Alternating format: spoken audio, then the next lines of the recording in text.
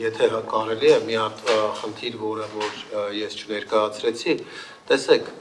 շատ արատավոր բան է տեղի ունենում։ Այսօր պոլիկլինիկաներում փակվում են, այսինքն փոխվում է վճարման կարգը հակատուբերկուլյոզային կաբինետների եւ ինֆեկցիոնիստների կաբինետների վարձատրությունը։ Այդ մարդիկ սկսելու են ստանալ աշխատավարձ ընդունած հիվանդների քանակով, բայց այդ մասնագետները, այն մասնագետներն են, ովքեր կարող է ամսվա ընթացքում բացարձակապես հիվանդ չընդունեն եւ շատ լավ կլինի, որ հիվանդ չընդունեն, որտեղ իրենք կանխարգելում են դրա տարածումը։ Այսինքն, եթե տուբերկուլյոզով 1000 հիվանդ լինի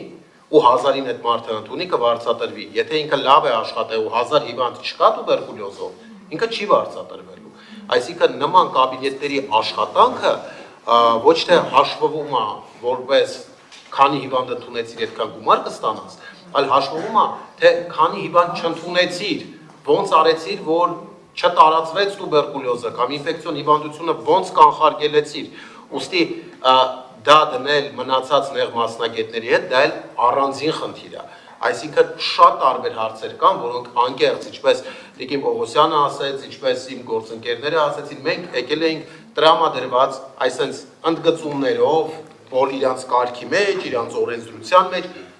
որ քննարկեինք, ասենք ժողովուրդ, իսկ սրան ոնց եք լուծում տալու, իսկ այս հարցին ոնց եք լուծում տալու, իսկ այս հարցին, որտեղ դա հարցեր են, որոնք որ կան, որոնք որ չեն փախնելու, չեն կորելու անկախ նրանից նախարարը դա տեսնում է, թե չի տեսնում։ Միգուցե ակնաբուժների գումարը պոլիկլինիկաներում մի քիչ ավելացնի իրեն ակնոց դուրս գրեն, որ ինքը լավ տեսնի մեկնաբանությունները իրեն հղած նամակները,